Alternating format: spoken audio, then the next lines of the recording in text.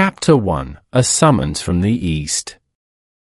It was a particularly dreary afternoon in late September, the kind that often draped London in a perpetual twilight, when the quiet rhythm of our rooms at 221B, Baker Street was rudely interrupted. Holmes, enveloped in a cloud of acrid fumes, was immersed in a delicate chemical analysis, his long, lean fingers manipulating files and retorts with the dexterity of a surgeon. I, meanwhile, ensconced in my favorite armchair, sought solace in the latest edition of The Lancet, though my attention was frequently diverted by the pungent aroma emanating from my friend's corner. "Watson," Holmes remarked, without looking up from his intricate task, "I perceive a flicker of nascent resentment in your sigh. Is my current investigation proving too odorous for your sensibilities?" I chuckled, placing the journal aside. "Not at all, Holmes, merely contemplating the rather robust bouquet of your latest endeavor. Though I confess, the absence of a genuine mystery has left my pen somewhat inert. A mere chemical puzzle, while fascinating to you, hardly inspires the chronicler." He hummed noncommittally, adding a drop of crimson liquid to a beaker, which promptly fizzed and turned a bilious green. "Patience, my dear fellow. The world is a vast stage, and crime, like a persistent shadow, never entirely retreats from its corners. Indeed, a summons from afar often arrives when least expected." No sooner had these prophetic words left his lips than Mrs. Hudson's familiar knock sounded at the door. She entered, bearing a silver tray upon which rested a thick, official-looking envelope, adorned with the crest of the India Office and sealed with an impressive flourish of red wax. Holmes's eyes, hitherto focused entirely on his chemicals, sharpened instantly. "Ah, the post," he murmured, his interest piqued. He wiped his hands on a nearby cloth, then took the letter, scrutinizing its formidable appearance before breaking the seal with a decisive flick of his thumbnail. As he unfolded the stiff parchment, a frown, faint yet perceptible, creased his brow. I watched him, accustomed to the subtle shifts in his expression that often presaged an adventure. His gaze swept rapidly across the dense script, his eyes moving with an almost preternatural speed. After a moment, he handed the letter to me. "Peruse this, Watson," he said, settling back into his armchair, his pipe now clutched between his teeth. "A curious state of affairs, one that stretches the credulity even of those accustomed to the more bizarre manifestations of human depravity." I took the letter and began to read.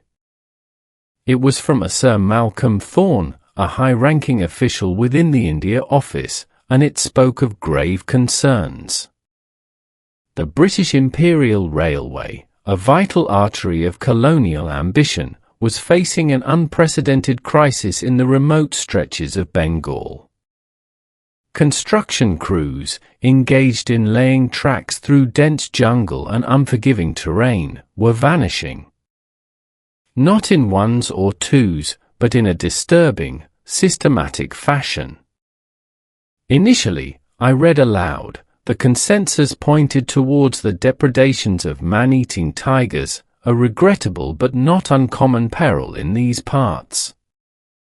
Indeed, several unfortunate incidents bore all the hallmarks of such attacks: mangled remains, pug marks, the unmistakable terror of the jungle predator. However, a growing number of disappearances defy this explanation. Workers have simply vanished. Without a trace of struggle, no blood, no disturbed vegetation to suggest a struggle with a beast, nor evidence of human foul play. they simply ceased to be present. The letter went on to detail the mounting panic, the dwindling workforce, and the severe implications for the railway project, which was already behind schedule. Sir Malcolm, having exhausted all conventional avenues, and recalling Holmes's reputation for untangling the most Gordian of knots, had made a personal, urgent appeal for his assistance. The matter was deemed of utmost imperial importance. I finished reading, my mind already turning over the implications. Extraordinary, Holmes! Vanishing without a trace? Could it be some form of native superstition, perhaps, or a previously unknown predator? Holmes exhaled a plume of tobacco smoke. The superficial answer, my dear Watson, is rarely the correct one. The mention of man-eating tigers is a convenient and readily accepted explanation for inexplicable deaths in such a wild dominion.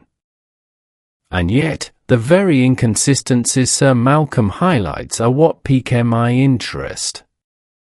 A tiger, however cunning, leaves its signature. It does not spirit men away without a whisper.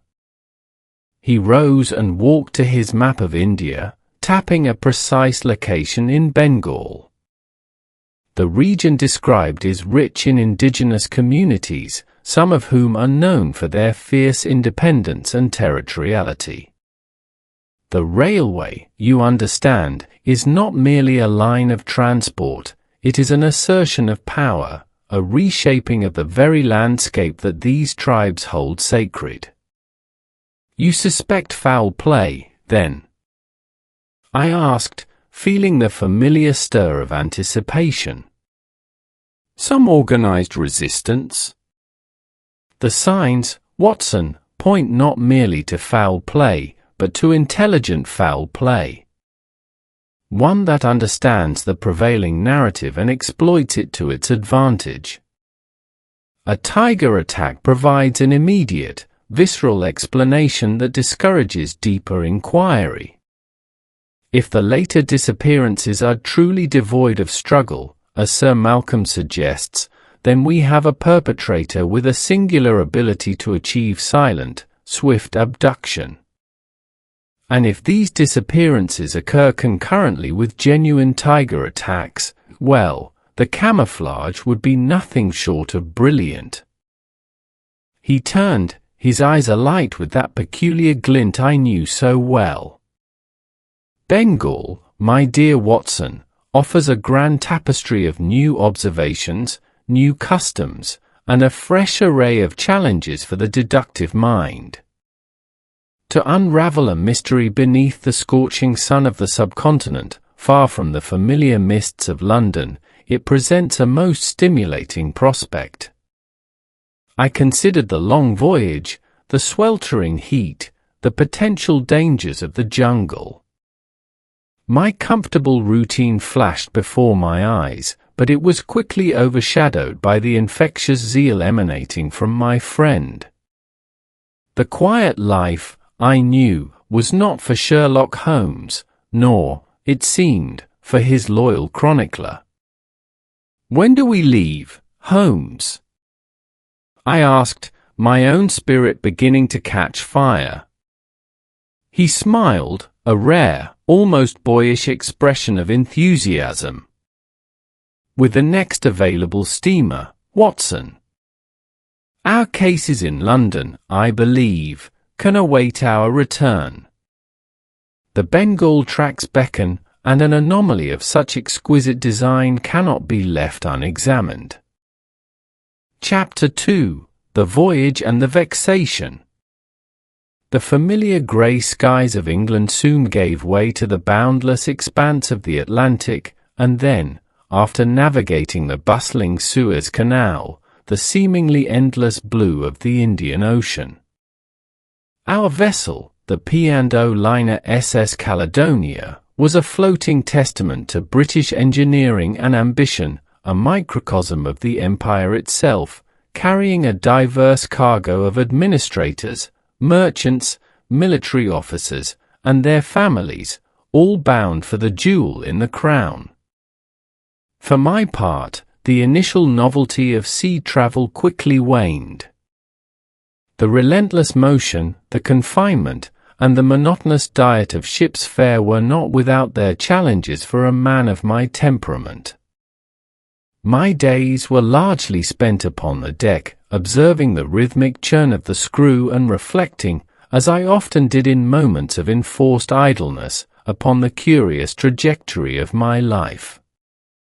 To think that I, John H. Watson, late of Her Majesty's Army Medical Department, should find myself traversing half the globe in pursuit of a mystery, far from the familiar cobbled streets of London and the comforts of my practice. It was a testament, I mused, to the extraordinary influence of my singular companion. Holmes, conversely, appeared to thrive on the journey. The uniform daily routine, which would have driven a lesser mind to distraction, provided him with an uninterrupted opportunity for study. While I might be seen with a novel or engaged in desultory conversation, Holmes was invariably ensconced in his deck chair, a formidable stack of books by his side.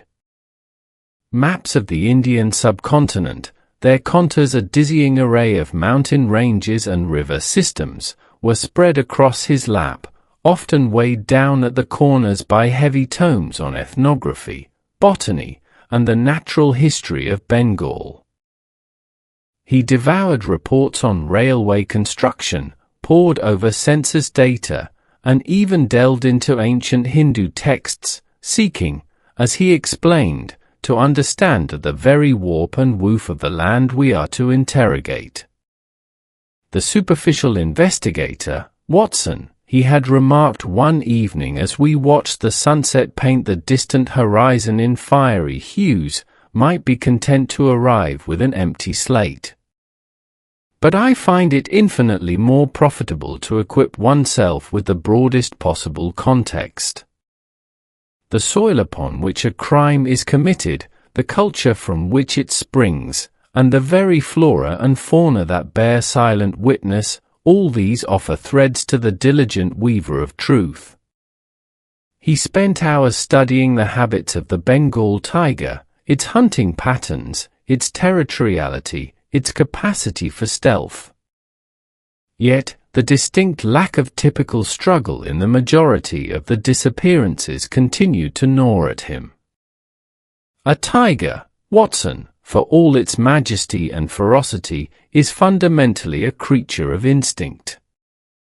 It kills for food, and its methods, while brutal, are predictable. The absence of a body, or even significant traces, implies a deliberate intent far beyond the simple hunger of a beast. Our arrival in Calcutta was, to say the least, an assault on the senses. The oppressive heat, thick and humid, clung to the skin. The air vibrated with a cacophony of unfamiliar sounds, the insistent cries of hawkers, the clang of rickshaw bells, the babble of countless voices in a multitude of tongues. And the smells. A heady, exotic blend of spices, damp earth, wood smoke, and something indefinably foreign, all combining to create an atmosphere unlike anything I had ever encountered.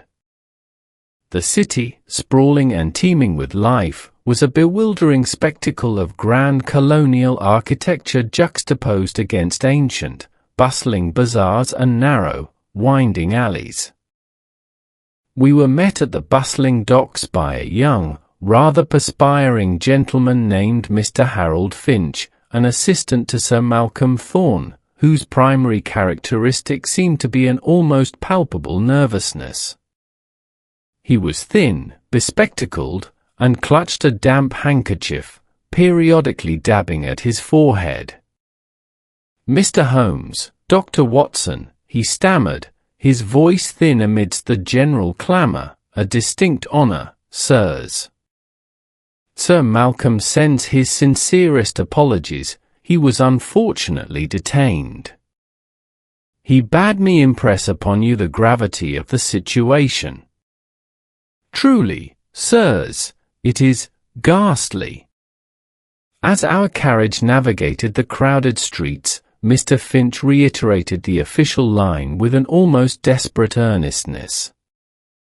It's the tigers, you see, sirs. Simply unprecedented. Never known such boldness.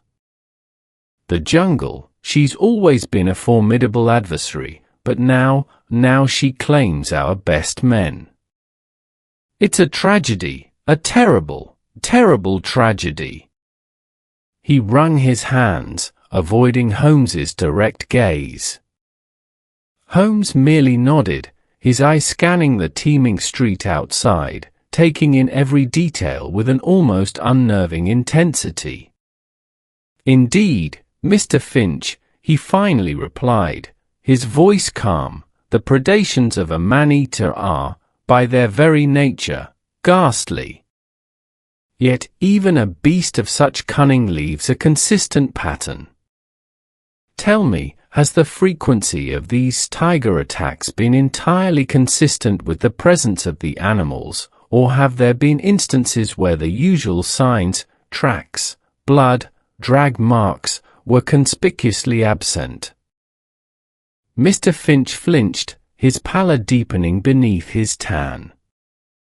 Well, sirs, as Sir Malcolm indicated in his dispatch, there have been anomalies. But the jungle, you know, she can be most deceptive. And the heat, it affects one's judgment. He chuckled weakly, a sound entirely devoid of humor. Holmes offered no further comment, but I caught the brief, almost imperceptible flicker in his eyes. The seeds of suspicion he had carried across the oceans were clearly beginning to sprout, nurtured by the nervous evasions of the colonial official. The theatre of our investigation had merely shifted its stage, but the curious play of vanishing men was only just beginning. Chapter 3: Amidst the Iron Road. The journey from Calcutta into the heart of Bengal was a stark departure from the relative civilization of the capital.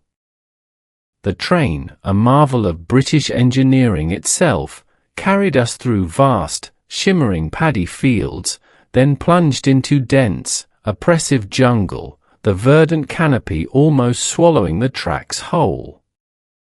The air grew thicker, heavier, laden with the damp scent of tropical vegetation and the drone of unseen insects. My discomfort, physical and intellectual, contrasted sharply with Holmes's almost serene absorption. He sat by the window, a small notebook perpetually in his hand, sketching, annotating, his keen eyes missing nothing of the passing landscape. We arrived at the railhead, a raw, sprawling camp carved brutally out of the wilderness. It was a hive of activity, a testament to sheer human will against nature's indifference. The rhythmic clang of hammers on steel, the shouts of foremen, the incessant creak of machinery, and the distant, guttural chants of native laborers mingled with the squawk of exotic birds, creating a discordant symphony of industry and wilderness. A burly man with a sun-scorched face and a voice like a foghorn greeted us. This was Mr. Caldwell, the superintendent of the railway project, a man whose every fibre exuded determination and frustration. Mr. Holmes, Dr. Watson. By Jove, it's a sight for sore eyes to see you. Sir Malcolm's letter suggested you might offer some insight into this damned mess. He wiped his brow with a large hand, his gaze sweeping over the chaotic scene. Another man gone just 2 nights past. Private Harris. Vanished from his post as watchman. Not a sound, not a whisper. Beside him stood a younger man, Mr. Davies, an earnest engineer with intense blue eyes and a perpetually worried expression. "It's demoralizing, sir," Davies interjected, his voice tight with anxiety. "The men are terrified. Morale is at rock bottom. They say it's the jungle itself, reaching out to drag them away." A third figure approached, a woman whose presence in such a remote and rugged environment was as surprising as it was commanding. She was Dr. Eleanor Vance, the camp's resident physician, a formidable woman with intelligent, weary eyes and a practical manner. "Good to have you here, gentlemen," she stated, her voice calm amidst the din. "Perhaps you can bring some clarity to this madness. I've tended to the victims of genuine tiger attacks, and while horrific, they are comprehensible. These vanishings, however, defy medical or logical explanation." Holmes nodded, his gaze unwavering. "Indeed, Doctor. That is precisely why we have undertaken this journey. Mr. Caldwell, I should like to examine the site of Private Harris's disappearance at once." We were led through the camp, past makeshift barracks and roaring fires, to a section of newly laid track bordering the dense, emerald wall of the jungle. The air grew heavy with a cloying humidity. A small, cleared area marked the watchman's post, little more than a flimsy shelter of canvas and branches. "He was here," Caldwell explained, pointing to a flattened patch of earth where a stool and a few discarded ration tins lay. "Davies's section. Harris was a good man, steady. Drank a bit, perhaps, but not prone to wandering off." Mr. Davies gestured vaguely towards the impenetrable foliage. "The perimeter was clear, sir. Patrols had just passed an hour before. Then, nothing. Just gone. We found this." He knelt, pointing to a patch of disturbed soil. "A scuff mark. Looks like a boot, but faint. And the faintest scent of something wild. We assume tiger." Holmes knelt, producing his ever-present magnifying glass. He meticulously examined the ground, his eyes moving with an almost imperceptible precision. He ran his fingers through the soil, lifted a few blades of grass, and even sniffed the disturbed earth. I saw him scrutinize the surrounding trees, the height of the undergrowth, the nearby water source. "No blood, I assume?" Holmes asked, his voice low, almost a murmur. Dr. Vance shook her head. "None that we could find, Mr. Holmes. Not a drop." Which, as I've tried to explain to Mr. Caldwell, is highly irregular for a tiger attack. Even a swift kill usually leaves some trace of struggle, some spatter. And no drag marks. Holmes continued, rising slowly. "Only the faint scuff Mr. Davies indicated," Caldwell grumbled. "Hardly enough to suggest a large beast dragging a man away. But what else could it be? We're in the middle of nowhere, surrounded by these damned jungles and their creatures." "Indeed, Mr. Caldwell," Holmes replied, his eyes now fixed on the dense tree line, his expression unreadable. "And yet, the meticulous absence of the usual signs is, in itself, a most potent sign. A tiger, gentlemen, for all its savage efficiency, is a creature of immense power. It does not spirit away its prey with the silent grace of a ghost. The jungle, as you say, is deceptive. But so, too, can be the most obvious explanation. He turned, a faint, almost imperceptible smile playing on his lips, a glint of challenge in his deep-set eyes. The stage, Watson, is set. The curtain has risen on a mystery designed to mislead. And the first act, I fear, is only just beginning. Chapter 4: The Bloody Illusion. The sweltering heat of the Bengal night offered little respite. The chirping of unseen insects, the distant calls of nocturnal creatures, and the insistent buzz of mosquitoes formed a constant, oppressive symphony. Holmes, ever impervious to such discomforts, had retired to his small, canvas-walled tent, ostensibly to sleep, though I suspected his mind was already weaving intricate patterns from the threads of our initial observations. I, on the other hand, found slumber elusive, my thoughts perpetually drawn to the strange emptiness of the watchman's post and the sheer, unfathomable silence of the previous disappearances. Just as I felt the first tendrils of sleep finally embrace me, a blood-curdling scream ripped through the night, followed by a chorus of panicked shouts and the agitated barks of the camp's mongrels. I was on my feet in an instant, grabbing my medical bag and lantern. Before I could even fully orient myself, Holmes's voice, sharp and clear, cut through the commotion from the adjacent tent. "Watson! To the native laborers' quarters! And quickly!" We burst out into the chaotic darkness, lit only by the flickering lanterns of roused workers and the glow of emergency fires being hastily kindled. The source of the terror was swiftly identified, one of the mud and thatch huts at the very edge of the camp, closest to the encroaching jungle. A huddle of terrified men pointed towards it, their faces ashen in the uncertain light. Pushing through the throng, we found a scene of raw, visceral horror. The door of the hut had been torn from its hinges, splintered wood scattered across the trampled earth.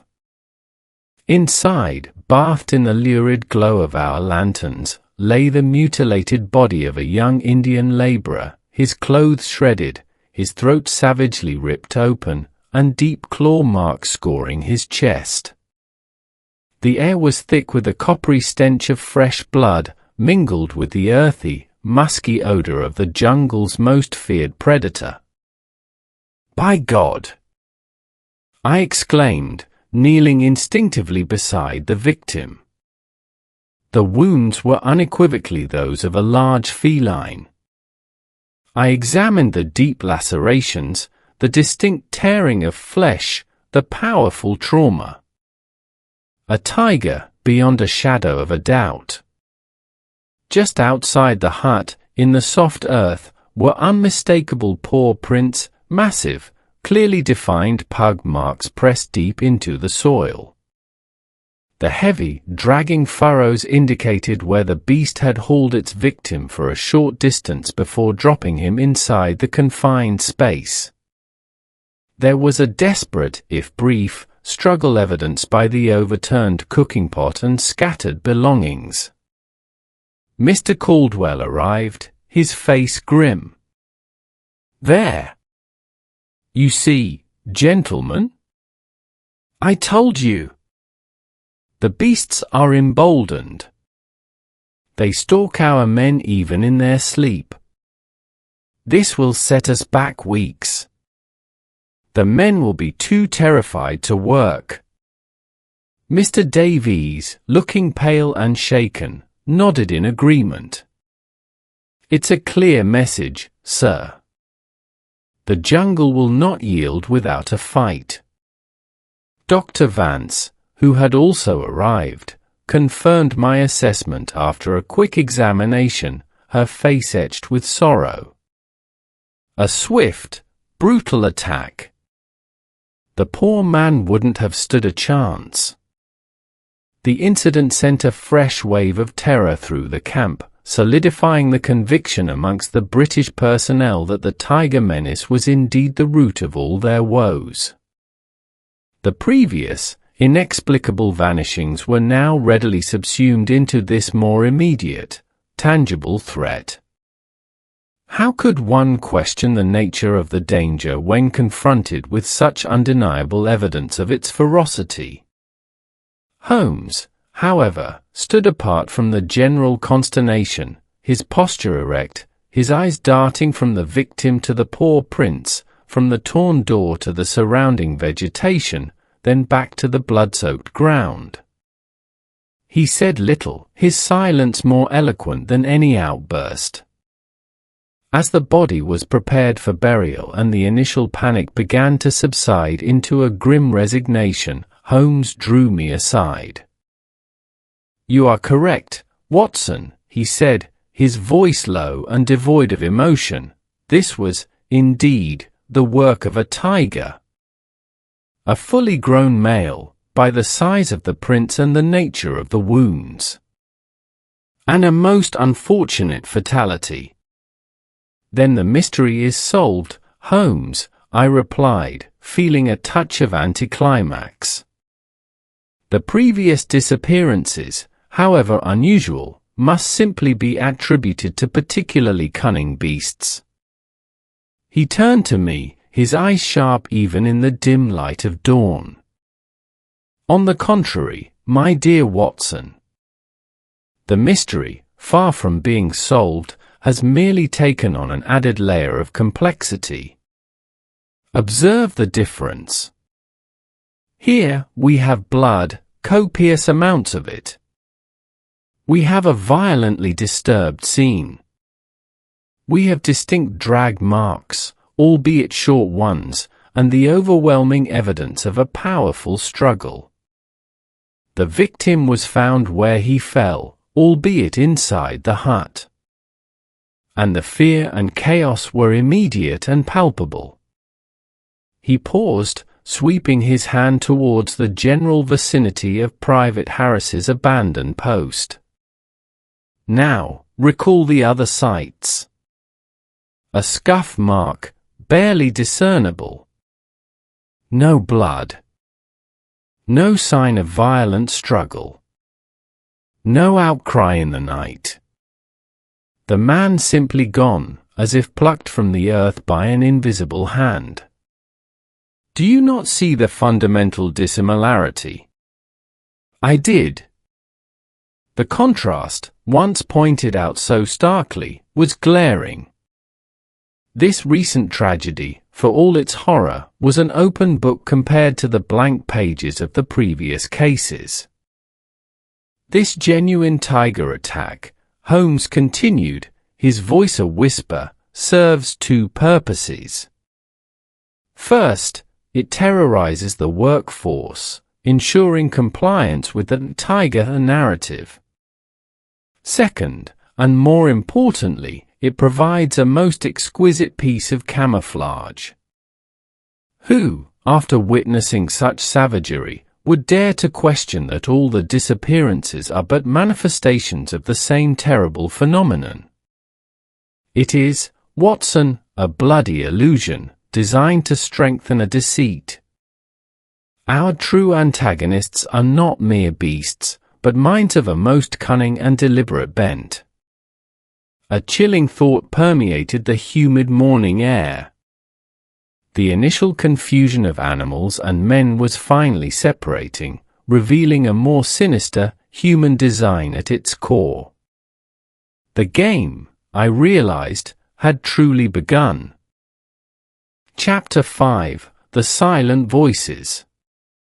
With the horrific tableau of the true tiger attack still fresh in the camp's memory, a grim resignation settled over the British contingent.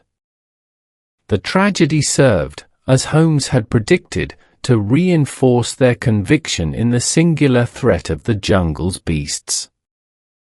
Yet, this very conviction, firmly rooted in the visceral reality of death, allowed Holmes to pursue his own, divergent line of inquiry with less immediate scrutiny. While Caldwell doubled patrols and preached caution against the emboldened predators, Holmes, with a quiet intensity, revisited the sites of the earlier, unexplained vanishings. We returned to the location where Private Harris had disappeared. Holmes, now unburdened by the initial assumption of a feral beast, scrutinized the ground with renewed vigor. He spent hours, often on his hands and knees, examining every blade of grass, every pebble, every disturbed patch of earth. "Observe, Watson," he murmured, pointing to a subtle indentation in the soil that I would have dismissed as natural unevenness. "This is not the imprint of a boot sinking under the weight of a struggling man, nor the powerful gouge of a tiger's claw. This," he stated, touching the mark with a twig, "is the impression of a foot that was placed carefully.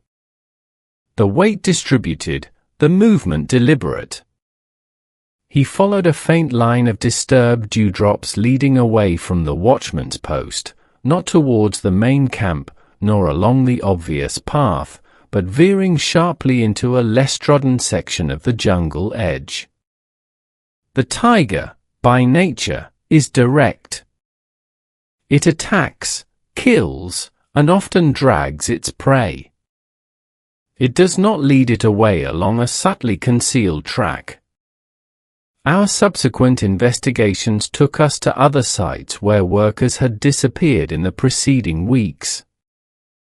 In each instance, Holmes found the same unsettling pattern, an absence of struggle, no obvious blood trail, and only the most minute, almost imperceptible, signs of passage, always leading away from the cleared railway line and into the denser, more impenetrable parts of the jungle.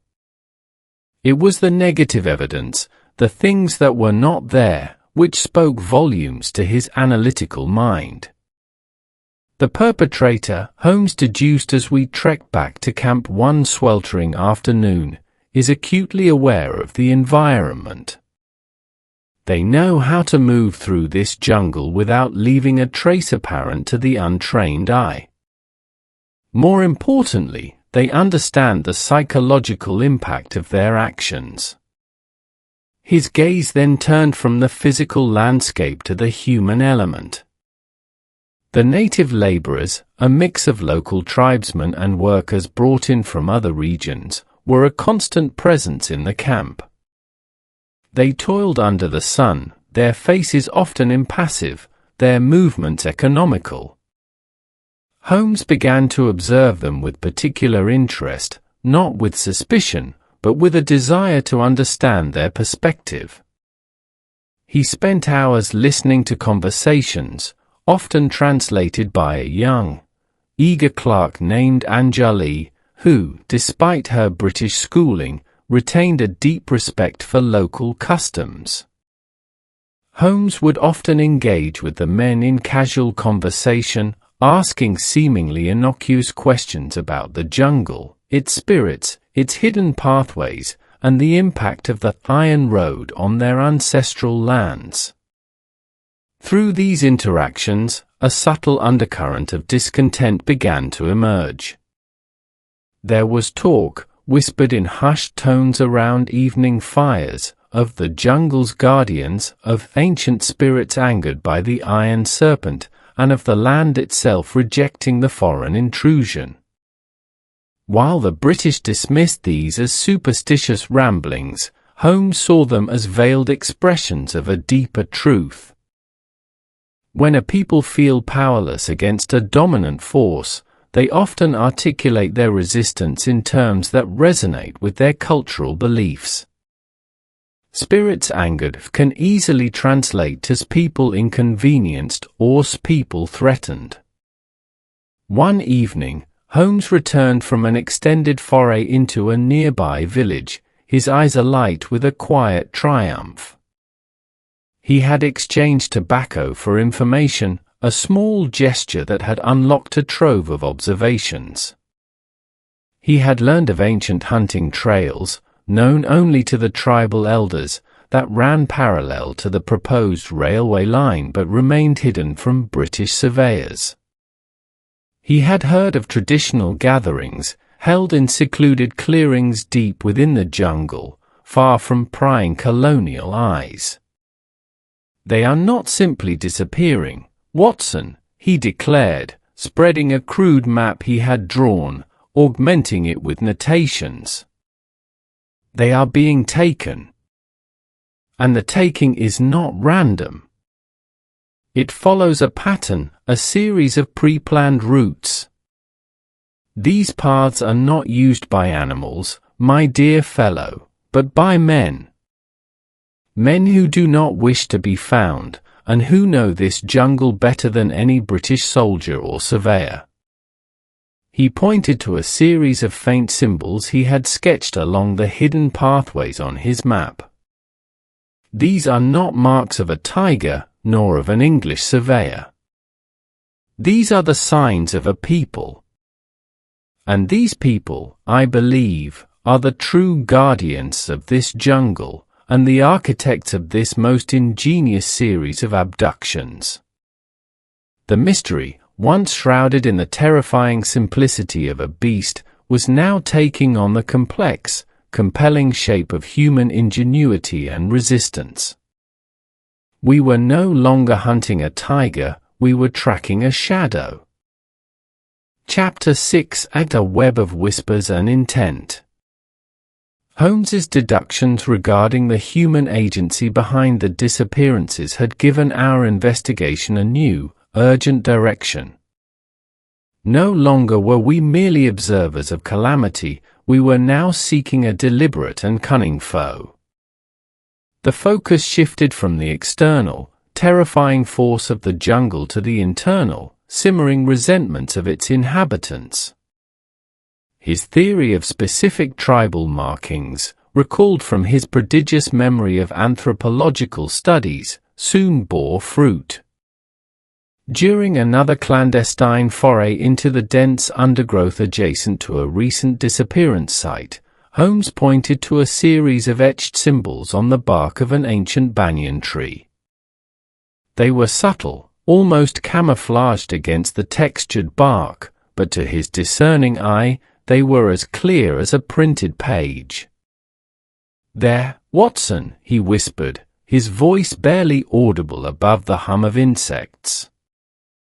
"The symbol of the forest people, a tribe known for their deep reverence for the land and their historical resistance to outside encroachment." I found a similar, though less distinct, marking near the spot where Private Harris vanished. These were not crude signs, but rather deliberate markers, indicating a pathway or a warning. They confirmed Holmes's growing conviction that the disappearances were orchestrated acts, not random occurrences. The true adversaries were not superstitious villagers reacting to fear, but an organized group with a clear agenda. Their motive, then, becomes transparent, Holmes elucidated later, back in the relative safety of our tent, while consulting his detailed map. The railway cuts through their ancestral hunting grounds, threatens their sacred sites, and disrupts their traditional way of life. The British see progress, they see destruction. He traced the proposed railway line with his finger. Notice how the disappearances occur predominantly in areas where the railway is poised to intrude upon the territories of this particular tribe. Their methods are ingenious. By capitalizing on the natural fear of tigers, they create a perfect screen for their activities. The genuine tiger attacks, tragic as they are, serve to deepen the illusion, convincing the British authorities that the jungle itself is the enemy. The question remained, what was their ultimate objective? If they were simply killing the workers, there would be bodies, however cleverly concealed. The consistent absence of bodies pointed to a more sophisticated strategy. "They are not seeking to murder, Watson," Holmes stated, his eyes narrowed in thought. "They are seeking to deter. To render the project unfeasible by removing its essential component, the labor. By making the workers vanish, they create an atmosphere of such profound dread that few would dare to continue. And by not leaving bodies, they avoid outright war, keeping the nature of their resistance ambiguous enough to frustrate a direct military response. So, they kidnap the workers." I clarified, the cold logic of it sending a shiver down my spine despite the oppressive heat. "Precisely. And if my deductions hold true, these abducted men are being held somewhere within the jungle's depths. Not harmed, perhaps, but certainly confined and used as a silent, powerful bargaining chip." To confirm this audacious theory, Holmes resolved upon a daring plan, to follow one of these marked pathways, deep into the unknown jungle, and attempt to observe the forest people in their clandestine operations. He had noticed a pattern in the timings of the disappearances, occurring usually in the dead of night, shortly after a supplied train had delivered new personnel or equipment. One moonless night, armed with his keen observational skills and my trusty service revolver, though Holmes strictly forbade its use unless absolutely necessary, we slipped out of the camp. Guided by the faint tribal markings Holmes had identified, and his uncanny ability to discern the faintest disturbance in the natural world, we moved through the oppressive darkness. The jungle was a living, breathing entity, full of unseen perils and unheard sounds. Every snap of a twig, every rustle of leaves, was amplified in the profound silence. After several arduous hours of navigating tangled vines and muddy terrain, Holmes suddenly froze, pressing a hand against my chest as a signal. He pointed through a gap in the dense foliage. Before us, illuminated by the flickering light of a hidden fire, was a small, secluded clearing. Several figures, clearly tribal warriors, were gathered around.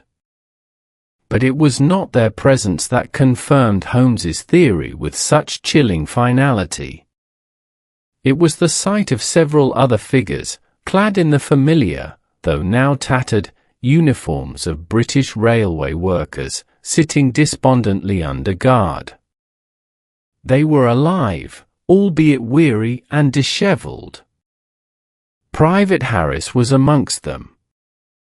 The scene confirmed every one of Holmes's deductions, the organized nature of the abductions, the humanitarian motive, at least for the captives' lives, and the sheer brilliance of using the jungle's natural terrors as a smoke screen.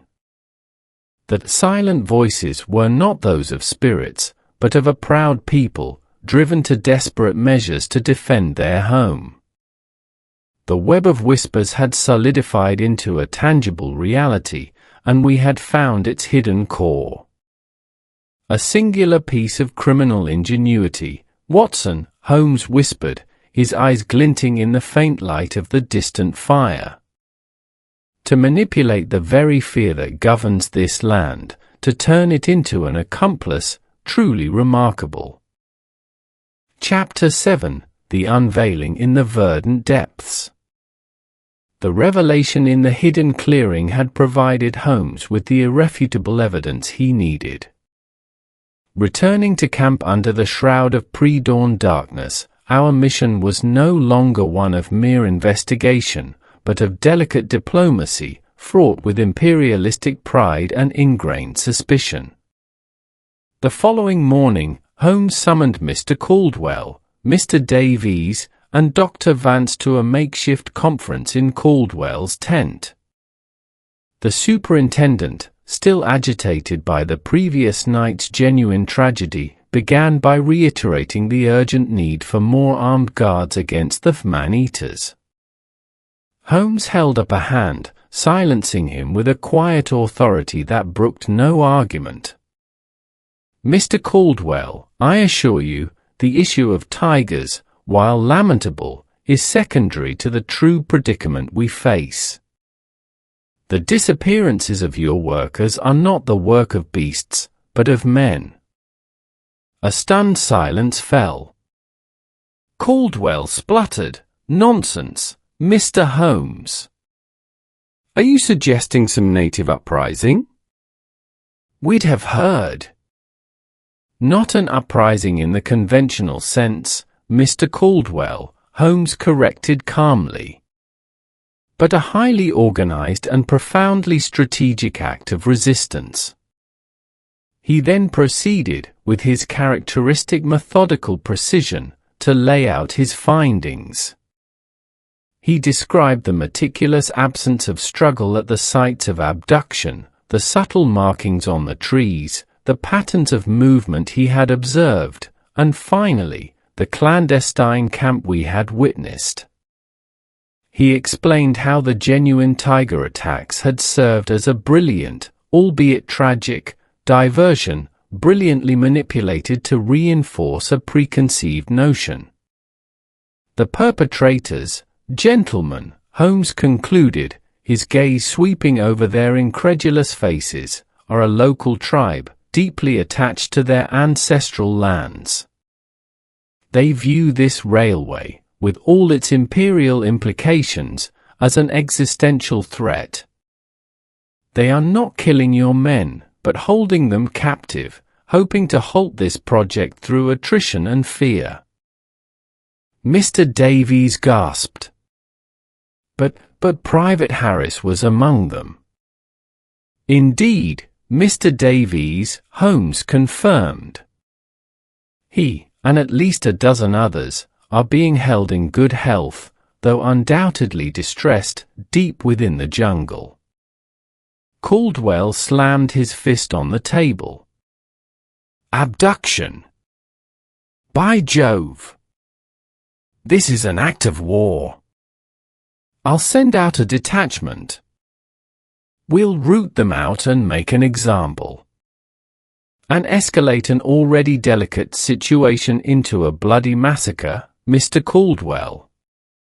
Holmes retorted, his voice sharper now. "Consider the consequences. These people know this jungle intimately. They could vanish with the captives, leading your men into ambushes and prolonged, unwinnable conflict. The railway would be delayed indefinitely, and British prestige would suffer irreparable damage. No," he stated firmly, "a punitive military response would be a folly of the highest order." He turned to Dr. Vance, whose intelligent eyes had been fixed on him throughout his exposition, a flicker of dawning comprehension in their depths. "Doctor, your assessment of the lack of struggle in the earlier cases was, in fact, the first crucial anomaly. The human mind, when under duress, will naturally cling to the most palatable explanation. The tiger provided that." Holmes then unveiled his counter-proposal, a diplomatic parley. "I intend to meet with the leaders of this tribe. Not with rifles and bayonets, but with reason and an offer of discourse." Caldwell was apoplectic. "Speak to savages? They'll slit your throat, man." "They have had ample opportunity to do so already, Mr. Caldwell," Holmes countered dryly. "Their objective is not bloodshed, but the preservation of their way of life. We must appeal to that." It took a further hour of Holmes's unwavering logic and persuasive eloquence to sway Caldwell from his initial belligerence. Dr. Vance, lending her measured support, pointed out the humanitarian imperative of securing the workers' release without further violence. Eventually, a grudging agreement was reached. Our guide for this perilous mission was Anjali, the young clerk who had served as our interpreter. Her knowledge of local dialects and customs was invaluable, and her quiet courage admirable. Under the oppressive midday sun, the three of us, unarmed save for my personal revolver tucked away, ventured once more into the labyrinthine depths of the Bengal jungle. Anjali led us along secret pathways, barely discernible to the uninitiated, towards a prearranged meeting point, a small clearing beside a cascading waterfall, its gentle roar a stark contrast to the tension that hung in the air. As we approached, a small group of tribal elders emerged from the foliage, their faces stern, their bodies adorned with subtle tribal markings. They carried no weapons, but their presence exuded a quiet, formidable power. Holmes stepped forward, Anjali translating his words into their dialect. "I am Sherlock Holmes. I have come from far lands, not to make war, but to seek understanding. I know why your people have taken these men. I know of your grievances against the iron road that scars your sacred earth." The lead elder, a man with eyes that held the wisdom of generations, regarded Holmes with an intense, unblinking stare. After a moment, he spoke, his words a low rumble.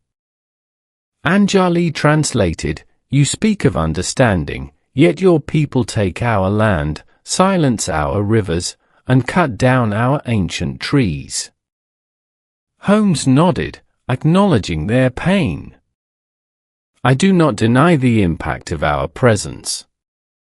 But violence will only beget more violence. We seek not to destroy, but to negotiate." He then laid bare his knowledge of their methods. The tigers were a clever shield. You moved like ghosts, taking the men without a trace, preserving their lives to ensure your message was heard, not merely seen in blood. A masterful deception, indeed. A flicker of surprise, perhaps even a grudging respect, passed across the elders' faces. To have their cunning ploy unraveled by an outsider was clearly unexpected. "We wish for the men to be released," Holmes stated. "In return, I will ensure that your voices are heard in Calcutta. That your concerns regarding land, water, and sacred sites are given due consideration. There must be a path for both our worlds to coexist, even if in uneasy truce." The elder deliberated, his gaze piercing. Finally, he gave a curt nod. He turned and uttered a single word in his language. From behind the screen of the waterfall, a figure emerged, then another, and another. They were the missing railway workers, blinking in the filtered light, gaunt and disoriented, but undeniably alive. Private Harris, his face etched with relief, stumbled forward, a ghost returning from the silent depths of the jungle. The sight of the captive men, alive and unharmed, was the irrefutable proof of Holmes's genius and the vindication of his unorthodox approach. The tension in the clearing, though not entirely dissipated, gave way to a fragile glimmer of hope. The immediate crisis was averted, but the deeper question of coexistence, Holmes knew, was only just beginning. Chapter 8: The Aftermath and Echoes of Empire. The sight of the railway workers, stumbling out from the verdant depths, was a profound relief, palpable even in the charged atmosphere of the jungle clearing. Private Harris, along with a dozen other men, emerged blinking into the filtered sunlight, gaunt and disheveled but unmistakably alive. Their faces, initially etched with suspicion and fear, quickly dissolved into expressions of bewildered relief as they recognized Anjali, and then, slowly, understood the gravity of the parley that had transpired. Holmes, with Anjali translating, reiterated the terms of the fragile agreement. The elders, having secured Holmes's pledge to carry their grievances to the highest authorities, allowed the men to walk freely. There were no cheers, no triumphant exclamations, merely a quiet, almost ceremonial handover, underscoring the seriousness of the unspoken truce. As we guided the weary workers back towards the railway camp, the tension, though lessened, still clung to the humid air like a shroud. Back at the camp, the return of the missing men caused a near riot of relief and astonishment. Mr. Caldwell, initially speechless, could only gape as Private Harris, whom he had long since mourned as tiger fodder, stood before him, alive. Dr. Vance immediately took charge, seeing to the men's immediate medical needs, her practicality a stark contrast to Caldwell's flustered inquiries. It was later that evening, under the dim glow of a hurricane lamp in our tent, that Holmes meticulously laid bare his final deductions to a bewildered, yet profoundly impressed, Watson. The cacophony of the jungle, now seemingly benign, offered a rhythmic backdrop to his crisp explanations. "The case, my dear Watson," Holmes began, puffing thoughtfully on his pipe, "was a masterclass in misdirection, a testament to the ingenuity of a people defending their home. Our initial assumption, shared by all, was that a single, terrifying force was at play, the Bengal tiger. And indeed, a tiger was at play." He paused, exhaling a plume of smoke. The first few disappearances, which exhibited clear signs of violent struggle and consumption, were genuine tiger attacks. These served as a brutal, yet effective, setup for the larger, human strategy. They instilled a pervasive fear, creating a ready-made explanation for any subsequent disappearances. Who would question a tiger in these parts, especially after such grim evidence? But the subsequent vanishings, as you so astutely noted, lacked these vital hallmarks, I interjected, recalling my earlier observations. "Precisely," Holmes affirmed. "No blood, no extensive drag marks, no sound of struggle. The perpetrators, the forest people, as we have come to know them, understood the psychology of the British colonial mind. They knew that a certain level of loss to wild animals was accepted, however regrettable. They exploited this narrative brilliantly. By carefully selecting their targets, often isolated watchmen or stragglers, and executing their abductions with silent precision, they ensured no alarm was raised, and no physical evidence of human involvement was left behind." He then elaborated on the subtle signs he had observed, the carefully placed footfalls that left only faint indentations, the tribal markings guiding their paths, the timing of the abductions coinciding with moments of distraction or vulnerability in the camp. "They did not kill the men," Holmes continued, "for two vital reasons. Firstly, their objective was not mass murder, but deterrence. To bleed the workforce dry through fear and attrition, forcing the abandonment of the railway project without inviting a full-scale military reprisal. A pile of dead bodies would have provoked immediate and devastating retaliation. A series of vanishings kept the situation ambiguous, feeding that jungle mystery a narrative. And secondly, Watson, he added, a rare, almost philosophical glint in his eyes, it reveals a fundamental respect for life, even the lives of those they perceived as invaders. They sought to disable, not to destroy. A profound distinction, would you not agree? I nodded slowly, absorbing the intricate logic, the layered deception. It was a brilliant strategy, Holmes, terrifying in its subtlety. Indeed. And our role, my dear fellow, was not merely to apprehend a villain, but to untangle a knot of cultural misunderstanding and territorial imperative. The railway, an emblem of progress for one, was an iron serpent devouring the sacred for another. Our departure from Calcutta was less eventful than our arrival, but the impact of the Bengal tracks affair lingered. As the SS Caledonia ploughed through the waves, carrying us westward, I spent many hours reflecting on the complexity of what we had witnessed.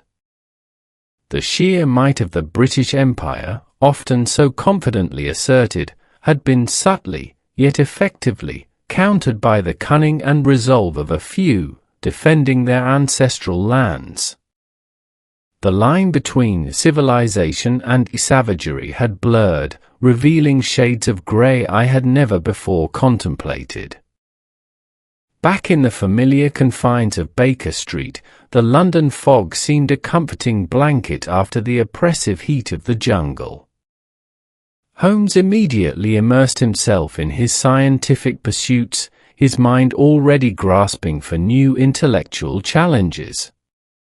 But for me, the echoes of India, the silent voices of the jungle, and the determined faces of the forest people remained. The affair of the Bengal tracks, a haunting chapter in our shared chronicle, served as a stark reminder that even in the farthest reaches of the empire, humanity's deepest motivations, fear, greed, and the fierce protection of one's home, could weave mysteries more intricate and profound than any tiger's paw print.